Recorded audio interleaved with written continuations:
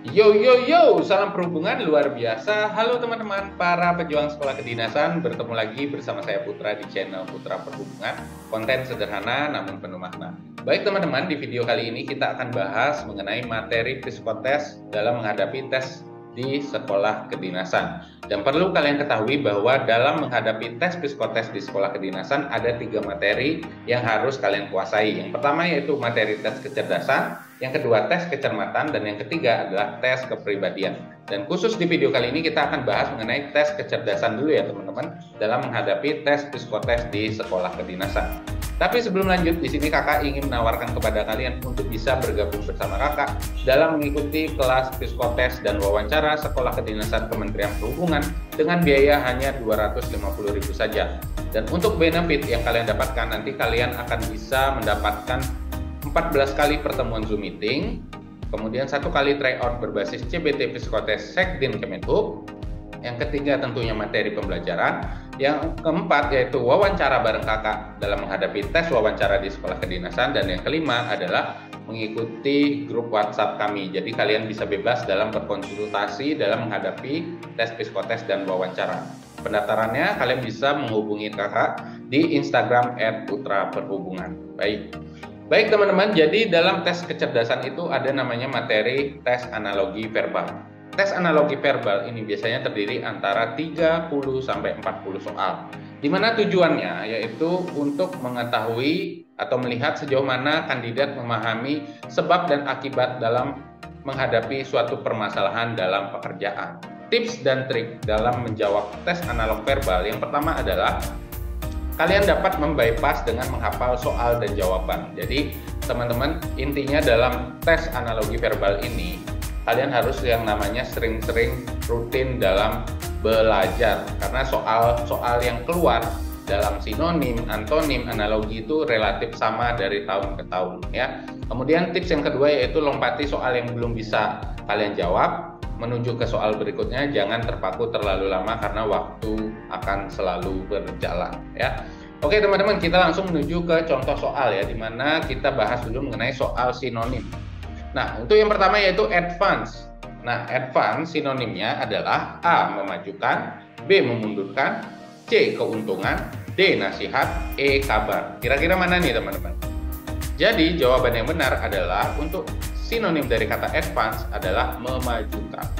Kemudian contoh yang kedua adalah optimal. A. Paling banyak, B. Paling bagus, C. Paling sedikit, D. Paling lama, E. Salah semua. Jawaban yang benar adalah paling bagus. Kemudian soal yang ketiga, tycoon.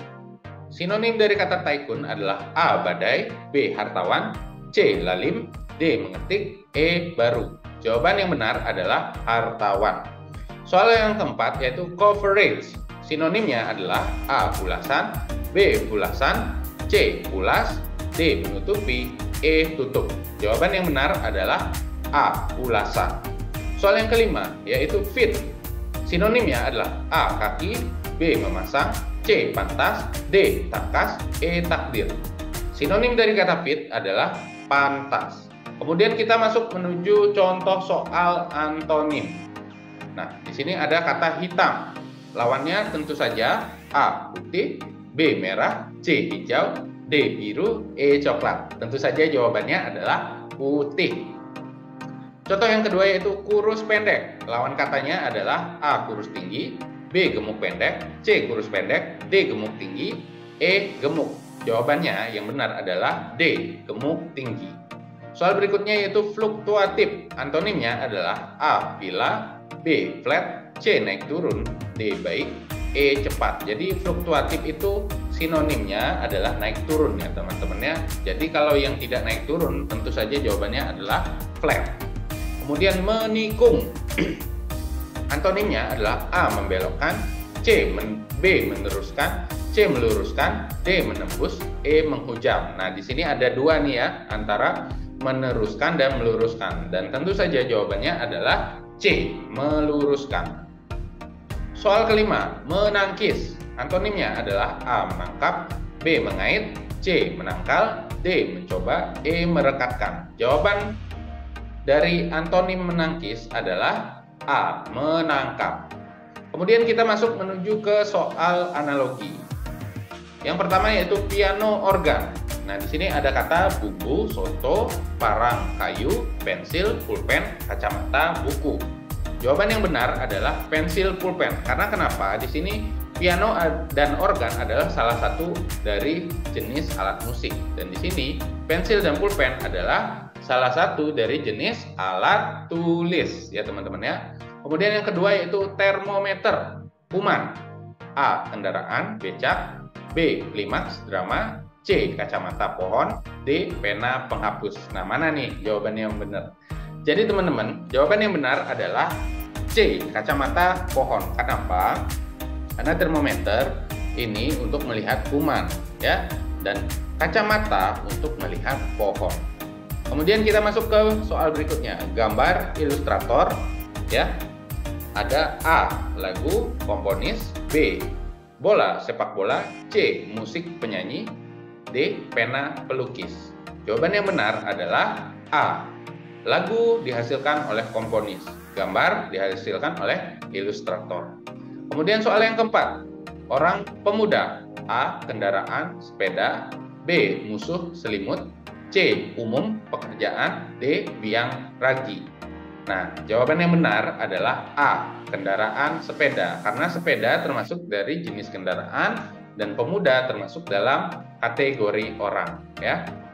Nah, selain dari analogi verbal, di sini kalian juga harus mempelajari yang namanya tes deret angka, dan tentunya kalian pasti sudah jago-jago banget ya yang sudah menuju ke tahap psikotes ini, karena tes deret angka ini kan juga diujikan juga di TIU ya teman-teman ya. Jadi kita bahas mengenai tes deret angka dulu. Tes deret angka psikotes bertujuan untuk mengukur tingkat kematangan IQ seseorang. Namun tes deret angka ini hanyalah sebagian kecil dari psikotes tersebut. Untuk mendapatkan gambaran yang utuh mengenai IQ seseorang, tetap harus mengikuti tes kepribadian dan tes wawancara. Kita masuk ke contoh soalnya. Di sini ada deret angka teman-teman ya. Nah, tugas kita adalah menjawab deret angka selanjutnya. 100, 4, 90, 7, 80. Nah, di sini kira-kira apa nih teman-teman ya? Jadi caranya adalah di sini kita lihat dulu ya teman-teman ya. 4, 7. Nah, di sini berapa? 4 ke 7 kan 3. 7 ditambah 3 tentu saja jawabannya adalah 10. Soal yang kedua, 5, 7, 10, 12, 15. Nah, kira-kira seri berikutnya apa? Ya, kita lihat teman-teman ya. Di sini berarti 12, 7. Nah, berarti 7 ke 12 ini 5 ya. 12 ditambah 5 tentu saja jawabannya adalah 17 ya. Kemudian di sini ada dua seri soal selanjutnya. 2, 5, 7, 3, 6, 8, 4. Nah, dua seri berikutnya adalah kita ambil dari sini dulu teman-teman ya. Sebentar, salah ini. Nah, ini ya, 2 angka, kemudian 2 angka ya. Jadi langkar-langkarnya itu 2 teman-teman ya. 5, 6, tentu saja di sini 7 ya. Nah, jadi 7 ini antara C sama E. Kemudian untuk soal berikutnya ya, 7 di langkar 2, 8 di langkar 2, tentu saja 9. Jadi jawabannya adalah 7 dan 9. Kemudian tes aritmatika. Menurut KKBI, aritmatika diartikan sebagai pengkajian bilangan bulat positif melalui penjumlahan, pengurangan, perkalian, dan pembagian, serta pemakaian hasilnya dalam kehidupan sehari-hari. Contoh soal, 121 ditambah 101. Wah, ini ya sudah hatam sekali ya bagi teman-teman ya, gampang banget ini. Ya jawabannya tentu saja ya A lah ya. Di sana 1 tambah 1, 2. 2 tambah 0, 2. 1 tambah 1, 2 ya. Oke, kita menuju ke soal berikutnya. 266 dibagi 14 sama dengan, nah ini ya teman-teman ya. Nanti kalian tidak akan disediakan kertas buram. Jadi bagaimana cara untuk bisa menghitung secara tepat ya? Di sini kita bisa analogikan saja ya teman-teman. 14 dikali 20 aja 280 ya. Jadi kemudian berarti kan antara 19 sama 18 ini yang mendekati ya. Nah, kalau kita analogikan 15 dikali 2 jadi 250 ya. Maksudnya gini, kita analogikan ini 14 ini 15 ya. 15 dikurangi 2 saja 30 ya. Jadi hasilnya itu adalah 250 80 dikurangi 30, 250. Itu untuk ancar-ancar 18, berarti terlalu banyak teman-teman pengurangannya. Jadi jawabannya adalah A, 19 yang mendekati ya. Kemudian berikutnya 25,50 dikali 7. Nah, di sini gampang banget teman-teman. 7 dikali 5 berapa? Dan kalau tipsnya begini ya teman-teman ya. Kalian harus ingat kalau di sini ada koma pasti jawabannya itu koma ya. Dan jawaban yang koma tentu saja antara C dan E ya. 7 dikali 5 berapa? 5 belakangnya ya. Berarti antara ini dua jawaban ini. Kemudian 7 dikali 5 kembali lagi 35, tetapi kan tadi sudah nyimpen 3 ya teman-teman, berarti 8. Tentu saja jawabannya 178,5 ya. Kalian harus berpikir cepat dalam menghadapi hal seperti itu. Nah, kemudian di sini kakak tidak membahas terlalu banyak ya untuk tes kecerdasan, hanya kulitnya saja. Nanti kalian bisa cek di video kakak selanjutnya. Kita masuk menuju ke tes kepribadian ya teman-teman. Nah, tes kepribadian itu ada yang namanya Edward Personal Preference Schedule. Tes EPPS adalah rangkaian tes yang diminta untuk memilih kecenderungan yang kita suka atau sifat yang melekat pada diri kita sendiri di antara dua pernyataan. Terkadang kedua pernyataan tersebut tidak ada yang kita sukai atau merupakan sifat kepribadian kita. Kita tetap harus memilih salah satu yang mendekati diri kita. Tujuan dari tes EPPS ini adalah untuk mengukur dan meninjau kepribadian orang, dilihat dari kebutuhan-kebutuhan yang mendorongnya dalam pekerjaan serta sejauh mana sifat yang kita miliki terhadap kecocokan dengan posisi kerja yang kita lamar. Dalam rangkaian tes ini, kita akan diberikan sebanyak 225 pasang soal dan waktu pengerjaan maksimal 60 menit. Tips dalam pengerjaan adalah sebelum mengerjakan soal EPPS, nanti kalian akan diminta oleh panitia penyelenggara psikotes untuk memilih salah satu kecenderungan yang menurut Anda ada pada diri Anda. Jika jawaban Anda dalam pernyataan yang pertama, Anda diminta melingkari huruf A. Dan jika Anda memilih jawaban terhadap pernyataan yang kedua, Anda diminta melingkari huruf B. Saran saya adalah menjawab pertanyaan soal EPPS ini, Anda harus menjawab pertanyaan sesuai dengan mendekati sifat kalian ya. Mendekati sikap kalian, kemudian pekerjaan atau posisi yang Anda duduki setelah Anda lulus psikotes dan diterima nantinya. Jangan menjawab di luar dari itu, walaupun Anda memiliki loyalitas terhadap teman, namun di sini Anda tidak diminta untuk itu, melainkan keprofesionalan Anda saat bekerja. Nah, jadi teman-teman, kesimpulannya ya, nanti kalian akan diberikan berbagai soal yang berulang ya teman-teman ya, dan tetap kakak harapkan pada saat kalian menjawab, jawabannya harus konsisten ya. Jadi kalau nomor 1 jawabannya A, nanti ketemu lagi soal itu, jawabannya harus A, jangan berubah-ubah teman-teman ya. Dan pilih yang sesuai dengan mendekati diri kalian. Jangan berbohong ya teman-teman, jujur ya.